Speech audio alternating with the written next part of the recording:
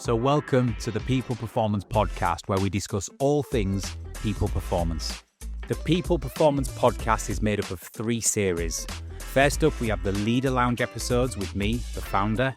Then we have the guest interview episodes. And finally, we have the performance episodes delivered by the T2 consultants.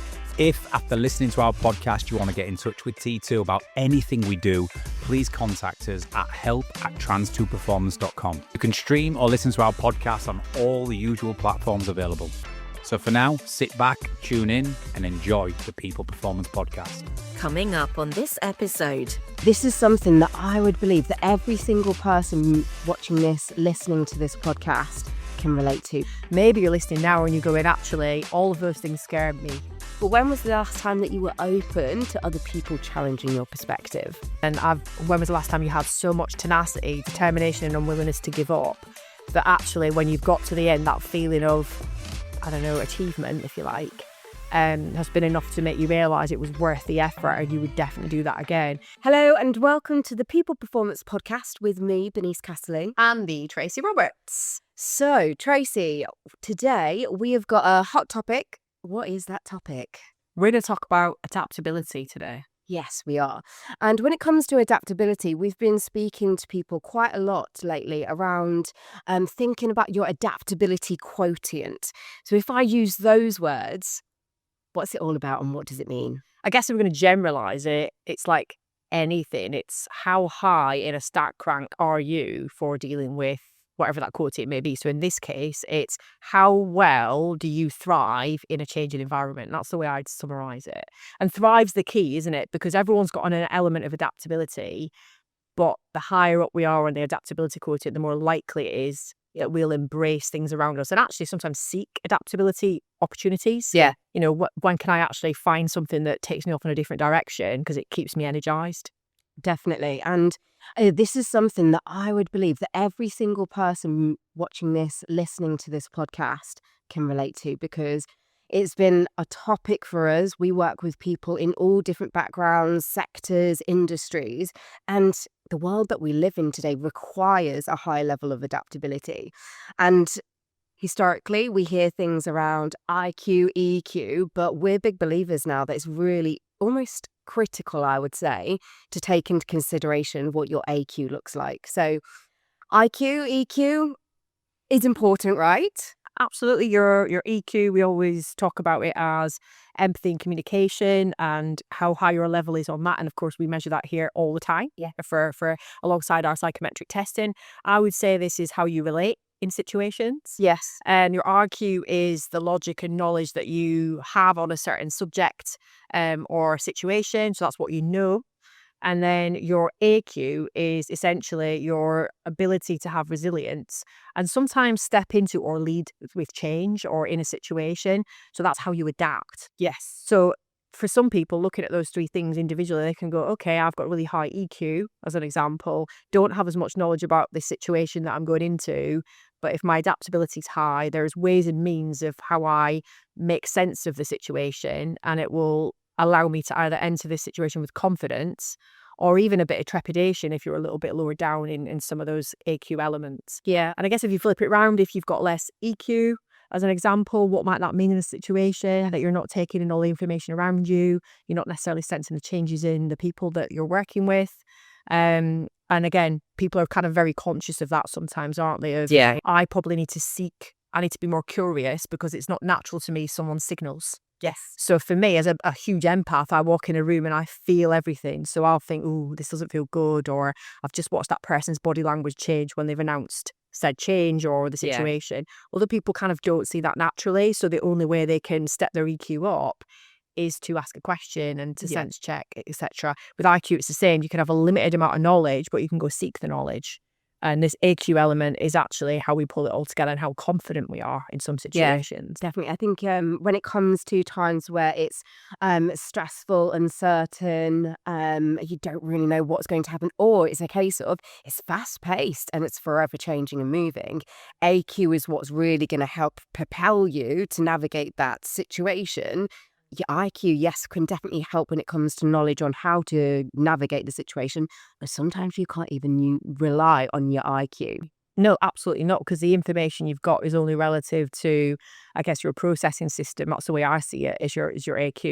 And I guess it's important to say with AQ, it's not a singular thing. We're going to talk about 5 components of AQ, because you can be quite high in some of these elements that will kind of take your average up a little. You can be a little bit lower down. But I guess the beauty of AQ is that you can, if you seek to understand it a little bit better, you can look for ways to build it or maintain it. So it's probably quite important actually the listeners get to know exactly what those 5 components look like, really. Yes, definitely. So just to confirm, when it comes to AQ, the definition that we're exploring and looking at is your capacity to adjust to new conditions, learn from experiences, especially failures, because we need that's to come back really to that. important, Yeah. and thrive in ambiguous or uncertain environments.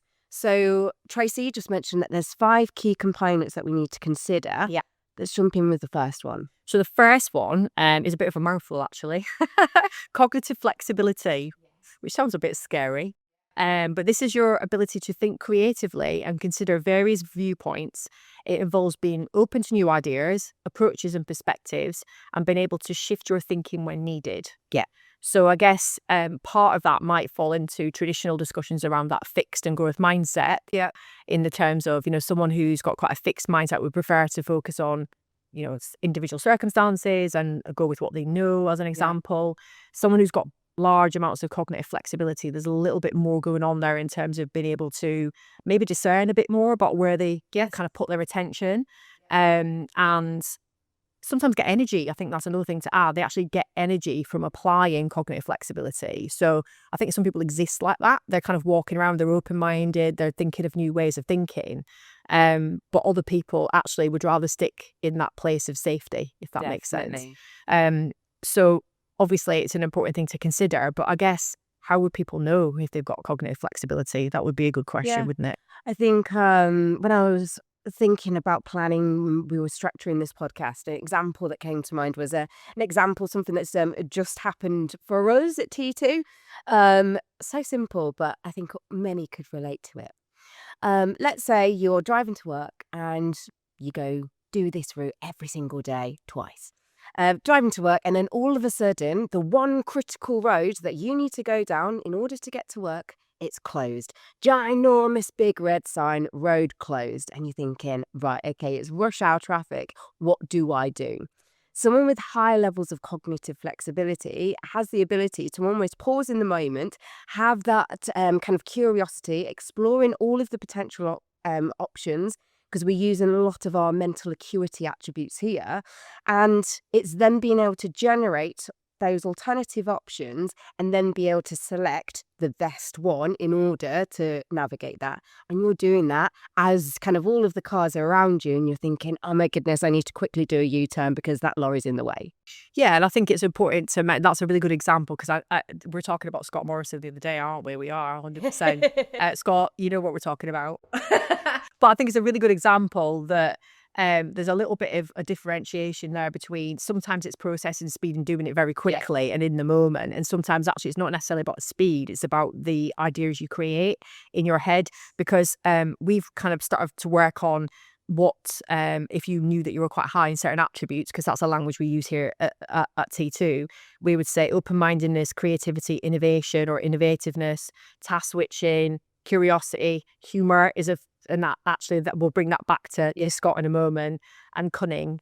But if you think about it, open-mindedness is that ability to take things in and just be aware, and especially viewpoints of others as well. And the curiosity is actually trying to capture things, like find things out, and I guess hunt information, if that makes sense. Seeking it out. So you might be quite high in open-mindedness, like taking all information. So in that moment, is someone turning round? Is that person turning left? Is it? And but you're not able to transfer that skill quickly back to an idea in your head. Whereas with curiosity, you're opening the window, you're asking for what's going on, you're taking advice.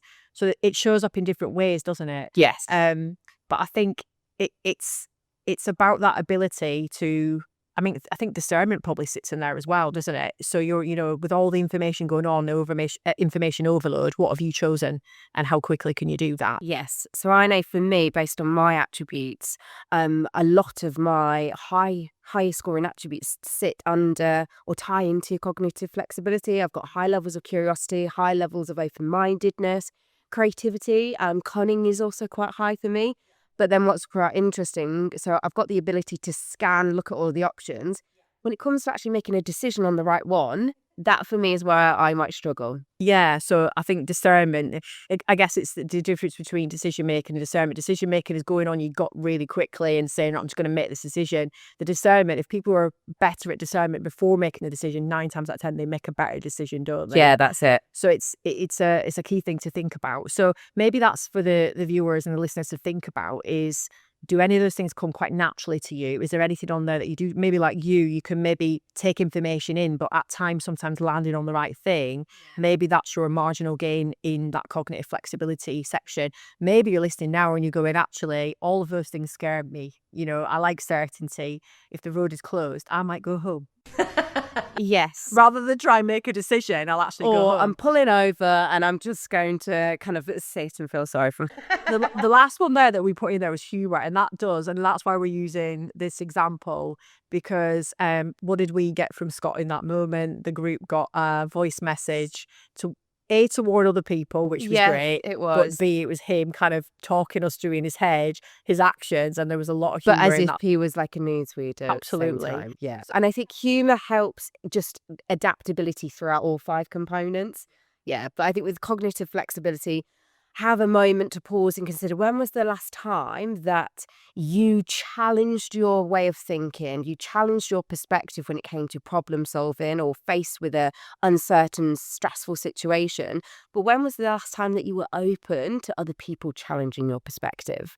That's typically will help you identify what your cognitive flexibility looks like. The last bit there is the mistake. So I know we're going to go back to how mistakes are helpful, but cognitive flexibility, the reason that people maybe aren't as strong as that is because they're trying to avoid failure. So they might not take a new idea, or they might not take on too much. So as an example, if you prefer to compartmentalize and focus on one thing at a time and you're forced into doing task switching, that feels like you're not able to give everything 100%. If you're too cunning or too creative, is that going to be too far out? Is that going to go wrong? So back to your point, how many times in the last short period of time have you sort of gone in on that a little and challenged that? And if you've gone with an idea you thought might be a little bit avant-garde, but you're going to go with it, because that can be a way to build cognitive flexibility. Because then if things do fail, it's learning to bounce back from that too, which is covered in some of the other elements too. Yeah, because that ties us nicely into the second component, which is emotional resilience. So what's that about? Well, the definition we're going with here is the capacity to maintain emotional stability when facing change and setbacks. And I guess we always talk about resilience being seen as this, the ability to just take things, almost like hit me again. Go. Yeah, keep going. But we actually know it's about bouncing back to your baseline state. So for us, the emotional resilience piece is linked with a couple of kind of big attributes and orientations for us. So resilience obviously is the biggest thing, general resilience. Perseverance and persistence, they kind of sit in there. Tenacity is a big one because it's a determination and an unwillingness to give up, which is going to give you that emotional strength side of it. But the ones that I like to kind of allude to in here is having optimism. Definitely. Patience, which is a big one, because and a lot of people are low on patience. Oh, well, I'm very low on patience. In fact, I think it's my second lowest. But why it's kind of linked to emotional resilience is sometimes it's actually testing your patience that builds the emotional resilience, if that makes sense. And we have to take into consideration as well that as human beings, we are emotive. So when those situations happen and things change very quickly, it's natural for us to feel a certain way. It very much is a case of, well, how long does that stay for? So if you're at work and you've been working on a massive big project for months, you've put so much dedicated work into this project, all of a sudden, bam, it's cancelled. Naturally, you're going to feel frustrated by that or even disappointed. But if you've got a high level of emotional resilience, it's about moving on from that and getting back to that baseline state, isn't Accepting it, responding to it and understanding it.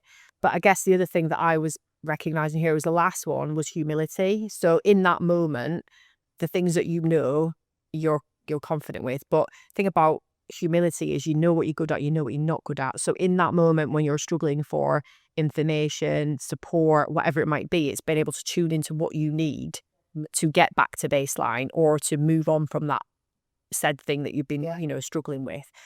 So emotional resilience, it's not as easy to kind of say I'm very extremely high either way. It does tie in a little bit to the EQ element of kind of that Venn diagram that we're talking about, but it's more about, as you said, how you're dealing with your emotional state in the moment. So maybe the kind of questions people can ask there is, the last time my patience was tested in a situation where I was uncertain, how did I respond? Yeah. Did I feel that in the long term I could understand the benefits of applying pause in that situation and holding my thoughts back or my emotions back? How long did it take me to, in the last instance, bounce back from a setback? Yeah. Or am I still feeling a lagging feeling of that as a consequence? And then the tenacity one's probably one that I like to go, it's almost the opposite of patience to a degree, isn't it? It's like I've been able to sit in that and be patient. And then when was the last time you had so much tenacity, determination and unwillingness to give up that actually when you've got to the end, that feeling of, I don't know, achievement, if you like, has been enough to make you realise it was worth the effort and you would definitely do that again. Because there are some projects you're in where you go, why am I doing this? I mean, I can think of one situation from this week, actually. So my uni work, yes, that I spent 7 weeks on. Yes. And there was a mistake. Yes. And as a consequence, my patience was tested in the last 2 days. It was. And then I hit a situation where I was told I have to redo it again because there's been a mistake in the information that was supplied to me. My perseverance, persistence and tenacity got me to the end of that project despite it being difficult. My patience made me wait and kind of apply the pauses to get it through. And then in that moment when I was told all that work you just done, you gotta get rid of that now. Naturally, you're gonna feel frustrated. Yeah. And I actually recognise now that I went through a very quick process compared to what I normally would have done. I think I would have gone off my baseline. It had been in a very dark place for a couple of days. It would have affected my work, etc. I used my humility, leaned into one or two of you guys to give me a bit of a pep talk about it, and walked out the room at the other side and thought, it is what it is. That's it. And I was able to then move on and in the moment, that definitely taught me that I'm getting better at harnessing this emotional resilience. And that's the beauty of having that awareness of what your attribute stack rank looks like, because that's where you can, take into consideration how you use it to help you, and make considerations when it comes to some attributes that do sit a little bit lower, such as patience. And I could definitely reflect now on situations previously where I would have definitely been off my baseline far longer. So I recognise now that I've done the work in that area. Yes. And I feel the benefits from it. So we've taken a moment to explore cognitive flexibility. We've just looked at emotional resilience. The third key component to embracing your adaptability quotient is unlearning and relearning. So the willingness to let go of outdated knowledge and acquire new skills. So I think we talk about learnability when we're relating to attributes that we use. And learnability, I think, comes across as that, I can learn things really quickly, I can pick things up. And actually what we say is it's not about that. It's about taking a situation at the time, learning very quickly, but then being able to apply it to a future state or an experience, or help someone else understand it. Does that make sense? If you can be quite high in curiosity and all those things and take information in, but it's the learnability element is about how you can apply it to what you're about to do. So if you've got really high levels of learnability and adaptability as an example, you are very quickly, your processing speed is so quick. So the unlearning and relearning element is how easily can you let go of, a situation, a process, and move on to another one. And then there's an element of, even in there, how can I find something better in this situation? Because curiosity, open-mindedness, humility and adaptability are in there. So it's not about, okay, I've just been told this has changed, hard stop, I need to find something else. Yeah. You can be good at that, but it's about in the moment, hang on a minute, this doesn't feel like it's working. And can you let go? Can I let go of this and find a new way? And do I have the humility to go, I don't actually understand this enough, or I am not the person to come up with a plan for this. I need to seek help. Or as an example, am I open to all the stuff going on around me? So maybe I've set a process at work and people around me are constantly giving me these little warnings of it not being right. So does someone come back to me several times in a month when I have a project due in and go, can I just check that this is the right way to do it? Or I've done X, Y, Z, it still doesn't feel right. Am I picking up on all those things and going, it's my way, so just get it done? Yeah. Or am I going, oh, 5, 6 people in here have now indicated to me that this process isn't as slick as I think it is. Therefore, I need to go, what should we change? Yes. Does that make sense? And I think that's about the difference between open-mindedness and curiosity. Again, open-mindedness, I can hear it going on, but I actually don't care. Curiosity, interesting. I'm seeking it out. I'm seeking it out, but also how do I let them see that I'm curious about what they say? Yes. Yeah, that's it. And that's why it's unlearning, relearning, not just learning, because you've got to be able to unpick it all, start again, or look at it in a different light. And for some people, that's tough. And again, naturally, as human beings, we want to feel kind of safe. We like routines as well. We like to know what we're doing. So that ability to just be able to kind of let go of something, especially something that's so familiar, whether it be a system that you use, whether it be just a way of working, whether it be a process, can be really difficult for some of us.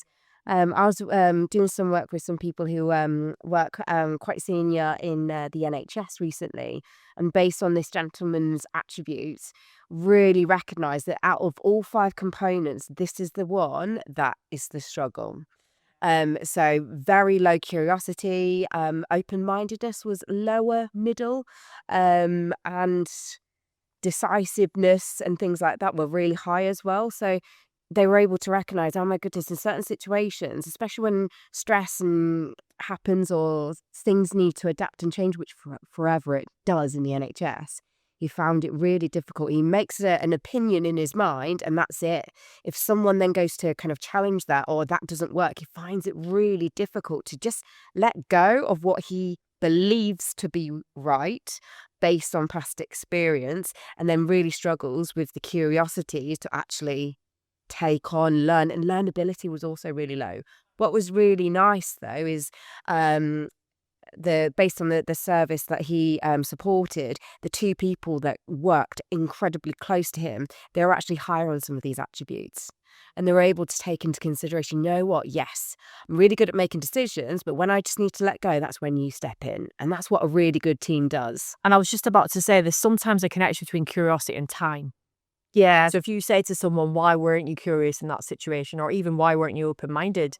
They'll go, well, I'm in an operation environment. I don't have time for that. And I would argue and say curiosity can take a second. It can be one quick question or one quick sense check. But it's applying that tiny pause, so a little bit more patience, to go, what can I learn in this situation? So even if you're being open-minded, hearing anything going on, you haven't got time to dig into it.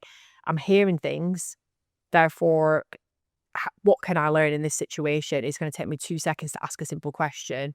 But I definitely think there's from what I've, experienced in terms of people working with their attributes, curiosity, sometimes it's not that they don't want to be curious. They just don't naturally do it because they're in an operational environment and they feel like, I know I'm a subject matter expert, so therefore let's move fast.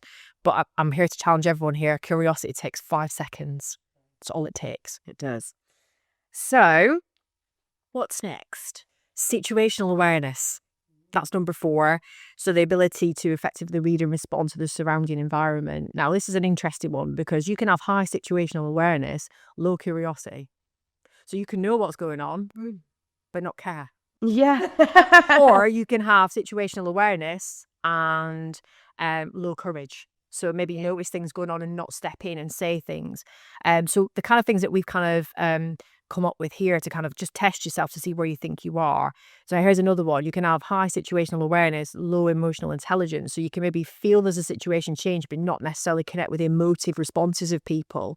And I guess in adaptability, it's a really important fundamental, isn't it, to be able to zone into people's energies. That's it. It's not just about the specifics on what is happening, but it's what's the journey that people are experiencing as they go on that change. So we then put caring, compassion, selflessness and generosity in there because as part part of that situational awareness is being able to tap into that quickly. So as an example, we always talk about, for empaths like me, I'll feel it, I'll reach in, I'll ask a curious question that gives me the emotion, or I'll watch the body language change, I'll go back on it later because I've picked up on it. For other people who are not as good at that, they need to get more curious so they can have the situational awareness, but maybe have to reflect for a moment to step back in with care or compassion instead. Yeah, I know for me, based on my attributes, empathy is in my bottom 5. So I remember being absolutely mortified when I got my attributes report. Like, cunning's in my top 10 and I'm low on empathy. What a horrible human. However, my emotional awareness is actually much higher. My curiosity is my top number 1 attribute. And I like to think it's the curiosity that helps me. I might struggle to truly, because empathy is, I feel how you're feeling. So I might struggle to connect with that, but I can certainly see it. Yeah. Like, I've got the curiosity to explore it. And that's a really great example of how you can then show care, compassion, generosity. Because what do you need in that situation? So let's go into a massive change being announced. You're the leader, you're in a space, situational awareness is high. And I've seen this happen. You can tell the leader clearly knows and has maybe even preempted some of the responses in the room, but they'll run out that door and not show any of these things we're showing. Don't have to be empathetic. It can be, I can show a level of care in the situation, compassion, and the other word there's generosity. Sometimes it's as simple as, I need to show generosity here by saying, this is a lot to take in. I'd like you all go take an hour. Yeah. And then what I'd like you to do is put your thoughts down and let me know how you feel this is going to affect you. It doesn't have to be as hypersensitive in the moment. It's about applying what that person needs at the time. Or the compassion element is, I cannot even begin to understand how you guys are feeling. Yeah. It's a big part of your life that's changing. However, I'd like to understand that. So what do you need from me to help you move to the next stage? And then I guess that word that you used was cunning. How can you look at things from a different angle? So cunning can be, I want to help sort this situation and this is how we're going to do it. Yeah. So as a leader, it's like that little, I always joke about it being an algorithm appear above your head. Like, how do I sort this out? But actually sometimes it is in this moment, it's thinking of a way around it with people as you sit there. Okay, well, how could we deal with this now? And again, that shows a level of care too, doesn't it? So the cunning's used in a different way. So I guess what we're asking here is, situational awareness can be high, but what are you doing with it? Because if you've got high situational awareness and people see you have it, but you don't apply any of the other things underneath, the chances are that's going to bring that score down a little, because you can be aware but do nothing with it. Yes. Or you can be aware and do everything with it. Because what we're looking at here is the ability to read the room, take in all of the details, and then effectively be able to respond to that situation. So you might be able to read it, but if you've, as you said earlier, if you've got no courage to step into that despite the fear, then that's not going to serve you well, because you're not responding to it. So you might be sitting there thinking, oh yeah, I'm always aware of what's going on around me, but then ask yourself, What do you do about what it? do you plug in after it? That's it. Which brings us into the last one, which is 5, right? Yes. So this is growth mindset. Mm. Always an interesting conversation, because for us here at T2, we kind of see this as it's a spectrum. Yeah, it's not as clear as you're fixed or growth. And there's actually sometimes where fixed mindset's actually a good thing. If you're trying to knuckle down and get something done, that's almost compartmentalization, really, isn't it? Yeah. But what we're saying here is recognizing where you sit on the spectrum of growth and in key areas, and consciously developing your lower growth areas. So it's not about saying, oh, I'm always looking round, I'm a growth mindset person. You can test your spectrum of growth on T2 Hub. So if you are one of our partners, you can do that. There are different areas you're going to measure yourself in, and it's like an average of them all, if that makes sense. Because you do naturally get people who, if I ever said to anyone, are you a fixed mindset? They'd never say, oh yeah. That's me. That's me, definitely. Everyone thinks they're growth mindset. So let's talk about that. What kind of elements are we thinking about in a growth mindset, kind of, or on the spectrum of growth, if you like? As in the different elements that we take into consideration, or just attributes? I guess attributes, because then people can go do the test if they want to. Yes. I think when it comes to attributes, the first thing that comes to my mind is humility. So do you have the pure awareness of your strengths and weaknesses? If you're high on that, then that's certainly going to help you. But then it's a case of, what are you doing about it? Yeah. I think so at times, even like confidence and self-efficacy can tie into it, because you've got to have that belief. I might have the awareness that I'm not very good at this one element and aspect of my job, but I might have a low belief that I'm going to be any good, ever going to be any good at it. So that's something that comes into play. I think learnability again, courage, because again, if it does feel a little bit scary to develop something or explore something that maybe you need to change, you're going to feel fearful of that, or maybe even anxious to step outside of the box. Or it might be that we know that based on the work that we do specifically around growth mindset, that one of the elements is around how open are you to being able to ask for help and support when you need it. So for some people, it's a case of, that's really difficult for me. So therefore, that's where a little bit of courage is needed, because I don't want to be seen as weak. I like that link, and I think is fair to say to people that if you have a look at the spectrum of growth that we work with, what's interesting about that is you're right, if humility is really high up there, because to learn, if you think you're the smartest person in every room, there's definitely a problem. That is not growth mindset. So that's the first thing. Humility means you know who to go and ask. Yes. Courage and even conscientiousness and accountability mean that you go seek the help. And you're going to put the work in. Yeah, and then it's the feedback element. So if feedback sits in there, how good you are asking or soliciting feedback. Some people go, I can take feedback and I'm okay with it, but other people go, no, I go seek it, because for me that's growth. Obstacles is another one. How good are you at dealing with an obstacle? People say to me, oh, surely everyone tries to get over an obstacle. I go, absolutely not. Some people hit the first road bump and they go, screw this, I'm off. Well, that doesn't work. That doesn't work. So I'll just go find someone else. And I like actually what you said about humility, because for some people, they'll accept that they're not good at something, but they'll just leave it to someone else. Yeah. And that's the difference with a growth mindset. It's, I understand I'm not good at that, but I care enough to try and do something about it. Yes. And I think that's the biggest thing. So for me, that's then all going to build your self-efficacy. So that level of belief that you can do something hard, even though you know that at the time, it doesn't make sense to you. And the growth mindset piece, or that, that kind of element of it. I think it'd be really wise for a lot of people to think about where they sit there, because there's definitely different elements that will let you know if your AQ's higher or lower. So yeah, definitely worth thinking about your spectrum of growth. 100%, yeah. And if you're feeling a little bit stuck on something that's happening, whether it be in personal or professional life as well, is what are you doing about it? Is it something that scares you? Do you have the courage to step into it? And what would happen? What impact would it give to you if you could change that and develop it? Absolutely. So we've taken some time to explore AQ. We compared it to IQ and EQ as well, and AQ is really around how you are going to actually adapt to that. We've looked at these 5 key components. So what would be your recommended takeaway to anyone listening to this podcast? Well, I guess the takeaway is some actionable strategies, because for me, it's great to understand that. But again, it's curiosity and impact, isn't it? So how can we take that information and do something with it? So how can we cultivate your AQ, start to think about it? So the first thing's awareness, isn't it? That's the first thing. So taking that time, we've got tools that we can help you kind of unpick that a little bit more. But the things that we've kind of come up with here at T2 is about thinking about how you can embrace more discomfort, which sounds scary for the average person. Actively seek out situations that might actually force you to activate those 5 elements of your AQ. Small acts first, that's the thing we always say, and then get braver. Practice reflective learning. So think about, after success or failure, what went well, what could be improved, what did I learn? This fuels that kind of unlearning and relearning element. Yeah, so that's really important.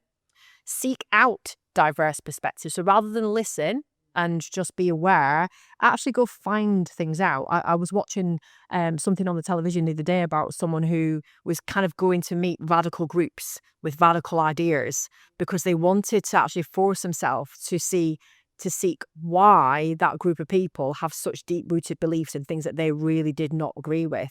And what I loved about that was this. It was, I can't always agree on everything, but I want to really understand where you're coming from. Yeah. And I think that's a powerful tool, particularly as a leader, isn't it? So important, especially the amount of people that we speak to who really struggle when they're in a meeting, a decision needs to be made, and there's that kind of challenge and debate happening in the room. But it's that ability to pause, have the curiosity to explore, right, okay, well, what's going on from their perspective? They're clearly passionate about us making this decision around this. So how do I use my curiosity to challenge that? And you know what? I'm just going to throw a real wild card in here. Use AI. Because if your brain isn't wired like that, you can type into AI, here's my situation, what am I missing? Definitely. And it will give you some tips. Yeah. Develop emotional regulation. So that's different. So you can have things like as far as breathing, which we've done some podcasts on before, and we're going to do some more on that.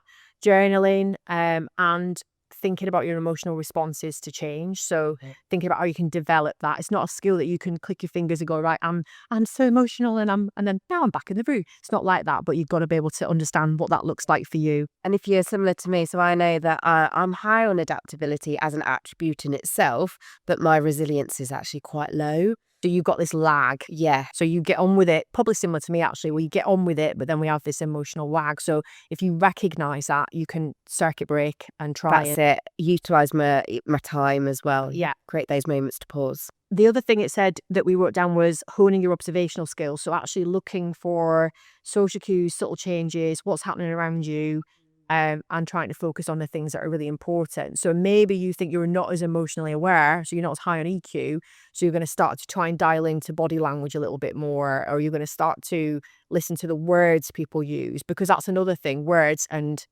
tone could be a big tell. So for me, I pick up on subtle changes in people's tone, their text, their email, because I'm a massive empath. That could be a problem. I can overthink that. Yes. It's almost like reversing that a little bit sometimes as well. If you're high, how can you, take yourself out of that emotional space sometimes to see past that? So thinking about what you can notice that's different. Set learning goals. So once you've seen the skills and the knowledge areas you want to develop, put something down as a commitment that you want to work on. Nice. It could be something really small, like I am going to notice people's body language this week, or I'm going to ask 3 people for advice this week. Yeah. Or I will ask for help and not sit crying in my office by myself. Being stubborn. Guilty as charged. Trying to cultivate a test and learn mentality. So we would call this failing well. So take small measured risks, learn from the outcomes and adjust.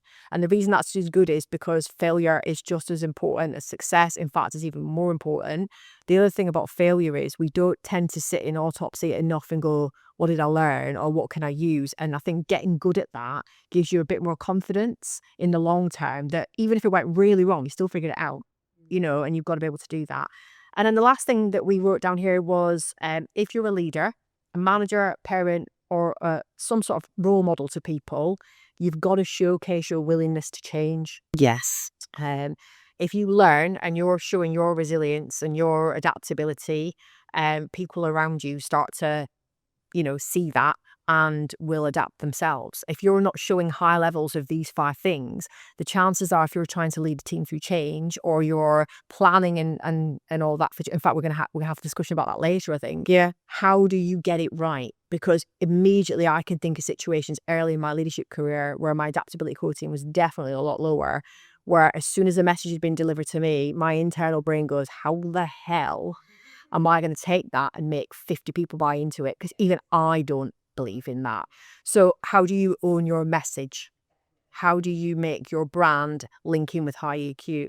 And how do you, instead of saying to people, be more adaptable, how do you indicate subtly how you become more adaptable? Because sometimes it's more around what you do and that calmness in the moment than actually, giving people training and telling them to read books and giving them shining examples. Let them see it.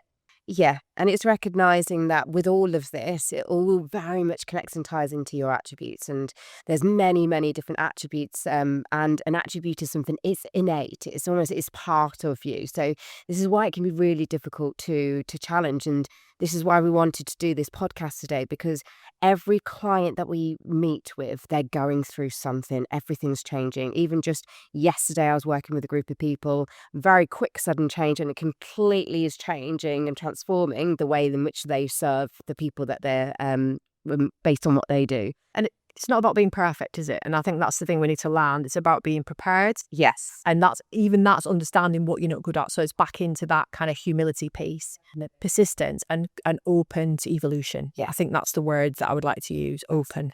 With that in mind, I think maybe it's time to think about your adaptability quotient. So for those listening and watching, we would definitely recommend putting some thought into those 5 elements. And if you want to learn more about it, you know where you can have a workshop designed just for you to help you or your team with that. Definitely. Perfect. Thank you, Tracy. Thank you, Bernice. And we'll be back soon for another People Performance podcast. The People Performance Podcast, brought to you by T2.